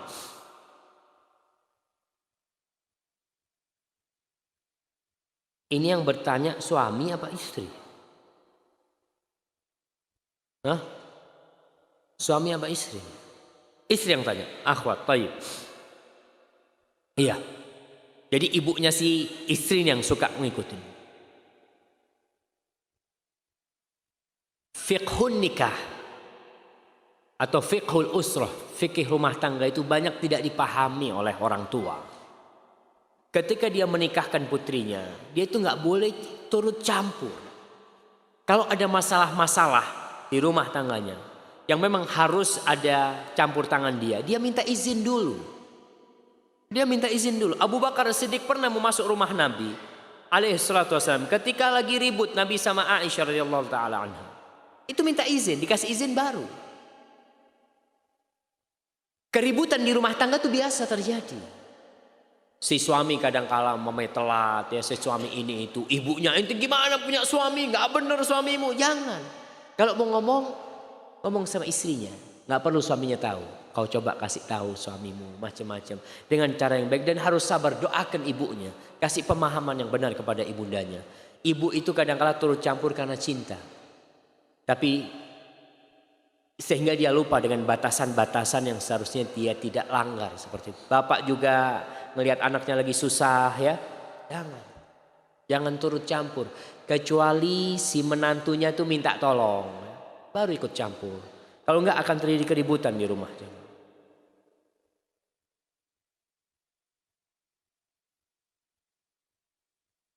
Bagaimana kedudukan mertua? Apakah sama dengan orang tua kandung kita? Enggak sama. Tapi tetap tadi udah disampaikan. Orang mertua kita tuh udah ngasih anaknya sama kita. La yashkurullah man la yashkurun nas. Tidak bersyukur kepada Allah orang yang tidak bersyukur kepada manusia. Nih Masya Allah, kau dikasih anaknya, udah gede, nggak ikut engkau menyekolahkan dia, kemudian dikasih, bantulah tuh istrimu untuk berbakti sama orang tuanya. Tapi kedudukannya tentunya tidak sama. Bagaimana cara menjalin hubungan yang baik dengan mertua? Karena mesti banyak ketidakcocokan, wajar. Ketidakcocokan dengan mertua itu antum berusaha menyenangkan hati mertua. Mertua punya keinginan macam-macam, kita nggak cocok, ya berusahalah dengan mendoakan dia. Al-Imam Syafi'i rahimahullahu ta'ala, dia mengatakan sebuah obat untuk banyak penyakit. Kita punya permasalahan apa nih obatnya, salah satunya kata Imam Syafi'i, wa in kathurat uyubuka fil baraya wa sirruka an yakuna lahu ghita'u tasattar bis sakha'i fa kullu aibin yughatihi kama qila as-sakha'u. Kata Imam Syafi'i, kalau engkau memiliki banyak kekurangan di muka bumi ini, ingat kekuranganmu harus kau tutupin supaya orang nggak tahu. Kau tutupinlah kekuranganmu. Terus gimana nutupinnya? Tutupin kekuranganmu dengan suka berderma, suka berbagi. Orang tuh kalau punya rezeki dia bagi ini macam. Orang lupa dengan kesalahan kita. Maka bismillah antum berbuat baik sama orang tua, punya rezeki ingat sama mertua. Alhamdulillah, ini aku punya ini itu. Insya Allah yang awalnya tidak cocok, lama-lama orang tua ngomong insya Allah cocok karena sama menantu kayak gini nih cocok.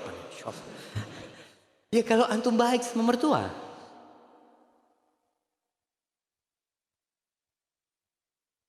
Subhanallah. Anak saya sudah bersuami, namun berzina dengan laki-laki lain. Bagaimana sikap saya sebagai orang tua? Apakah suaminya berhak menceraikannya? Tidak ada hukum rajam di sini. Baik. Bagaimana menghapus dosa zina dia? Para jamaah, Allah Jalla Jalaluhu mengatakan wala taqrabuz zina. Innahu kana fahishatan wa sa'a sabila. Kalian jangan mendekati zina. Zina itu perbuatan na'udzubillah. Perbuatan yang kecil dan jalan yang buruk. Mendekati aja nggak boleh. Makanya dalam Islam tuh hubungan lelaki dengan perempuan ada batasan-batasan yang ketat sekali. Nggak boleh kita berduaan dengan perempuan, berduaan dengan lelaki yang bukan mahramnya, nggak boleh. Bersentuhan, model sekarang nih, salaman, cipiki-cipika, insya Allah. Siapa? Saudara ana dalam Islam, Ustaz, insya Allah. Ya sudah, nggak boleh. Kalau mahram inti baru boleh. Dan itu membuat orang, mulai ketika kita sentuh tangan, ngobrol, adep-adepan berdua, panggilan setan semakin dahsyat, berzina. Maka tolong dalam urusan zina ini, lorong-lorong yang mengantarkan ke zina tutup. Tuh para istri, para perempuan ingat, kalau kau punya teman banyak di Facebook, di Twitter, di WA yang bukan mahrammu, yang nggak ada urusan, delete semuanya. Nggak ada urusan anak sama mereka. Anak ada urusan sama suami anak, sama kerabat-kerabatnya oke. Si suami juga seperti itu. Suami kalau punya swipe-swipe cewek di Facebooknya, enggak. Ana ini berdakwah kepada dia. Oh. Masya Allah, ana minum ya. Bismillah. Jangan. Pokoknya pintu-pintu itu tutup. Subhanallah. Ana kadang-kala kalau sudah ada WA dari harim-harim nih, yang udah mulai panas, ana kasihkan ke istri ana. Ente yang jawab. Supaya apa? Supaya dia tahu diri. Kadang-kala ngomongnya udah mulai nggak enak. Ketika dia ada, alhamdulillah. Mau nggak mau tuh perempuan kalau ketemu sama perempuan juga mulai ngomongnya yang lurus-lurus. Makanya sama antum laki, apalagi antum masya Allah di Facebook sebagai pendakwah, Ustaz, ada dakwah. Hati-hati ya jamaah. Baik, berkaitan dengan ini gimana? Na'udzubillah minaz zina, dia harus benar-benar bertobat nih perempuannya. Nggak ada hukum rajam, na'am. Di negeri kita nggak ada. Kalau dia memang dosanya sudah ditutupin, hendaklah bertobat. Suami berhak menceraikan, berhak. Tapi kalau si wanita sudah bertobat dan suaminya masih mau, tafadhol. Bagaimana sikap orang tua? Kadang-kala salah didik orang tua nih, anak menjadi seperti ini. Kita di Indonesia jamaah, kalau ada anak perempuan dibawa sama cowok, Masya Allah, alhamdulillah, anak-anak sudah laku, Ustaz. Ada yang bawa tuh. Masya Allah, ente. Itu terjadi di masyarakat jamaah. Kau biarkan anakmu berzina, jangan harap kau masuk surga. Engkau akan ditarik sama anak-anakku. Ya Allah, ini bapakku ya Allah.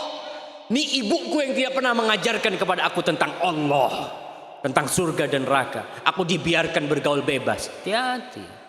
Maka orang tuanya pun harus mohon ampun sama Allah. Jangan-jangan karena dia salah didik. Seperti itu. Hadza wallahu a'lam bishawab. Terakhir nih.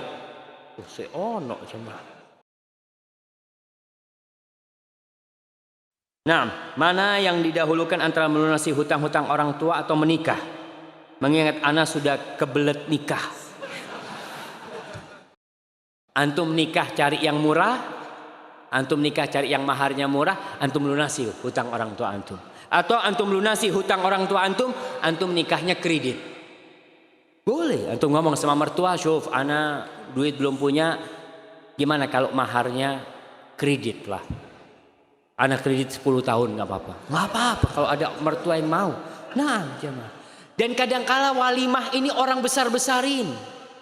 Walimah itu tidak harus di gedung jemaah. Orang kan mengatakan, oh walimah di gedung, biaya sendoknya sekian, biaya piringnya sekian, nggak kawin-kawin tuh anak. Maka bismillah antum cari mertua, syuf, kita walimahnya di rumah. Panggil apa? Sate Madura. Iya. Antum walimah di rumah, undang 100 orang, panggil sate. Dof, kasih semua walimahnya anak. Besok 100 orang lagi kita panggil, bakso. Boleh walimah. Cuma kita sekarang jadi bangga-banggaan walimah itu. Ente habis berapa? Ya nggak banyak sih, 120 juta. Allahu Akbar. Dapat 2 bulan cerai. Ya Allah, 120 juta. Maka hati-hati jamaah. Antum nikah cari yang murah dan antum lunasin hutang orang lain. Nah Ustaz, mohon dijelaskan poin-poin muamalah dengan ibu yang berpindah agama. Wasahibhuma fid dunya ma'rufa. Kesian tuh orang tua antum kalau pindah agama, kadang-kala gara-gara nikah lagi, gara-gara bergaul sama orang. Antum tetap wajib berbakti sama keduanya dengan berdakwah dan doakan orang tua antum dapat hidayah.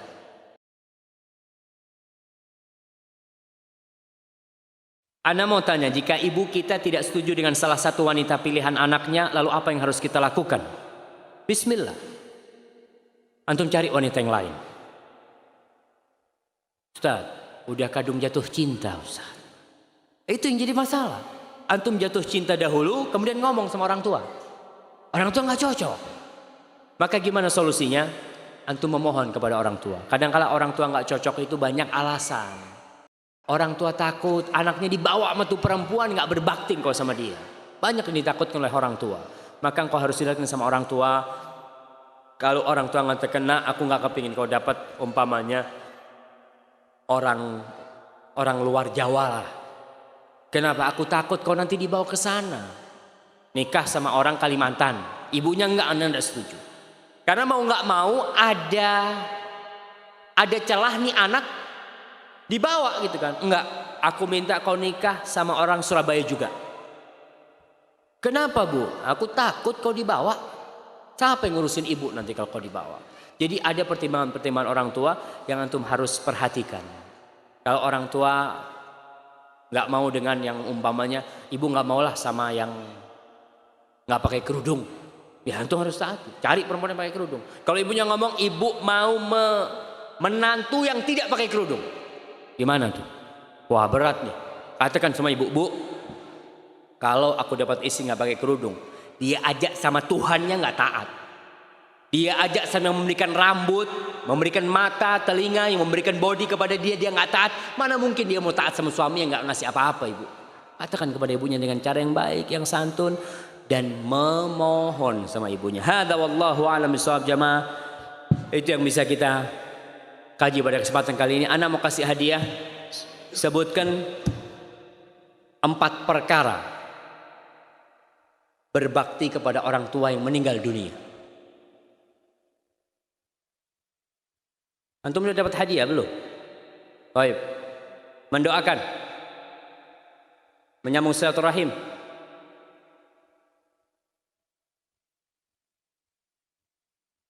lupa jamaah. Insyaallah. Baik, ana minta yang 4, yang 2 yang jauh situ. Nah, ya antum. Sedekah jari buat orang tua. Banyak istighfar. Nyambung silaturahim.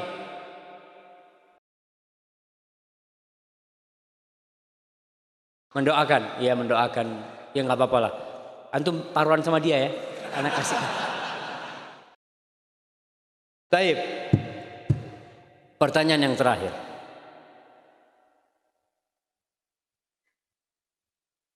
Siapa nama sahabat yang Nabi mendengar bacaan dia di surga? Uwais tabi'in antum. Haritsah bin Nu'man. Haritsah bin Nu'man jamaah. Baik, ana sangat berbahagia sekali bisa berkumpul dengan antum sore hari ini. Mudah-mudahan pulang dari sini antum telepon orang tua antum punya rezeki kirim kepada dia, antum bisa jumpain, cium keningnya, cium tangannya, pijit kakinya dan doakan dia. Rabbana ighfir lana wa liwalidina warhamhum kama rabbawna shaghira. Sallallahu ala nabiyyina Muhammadin wa ala alihi washabihi wasallam. Wassalamualaikum warahmatullahi wabarakatuh.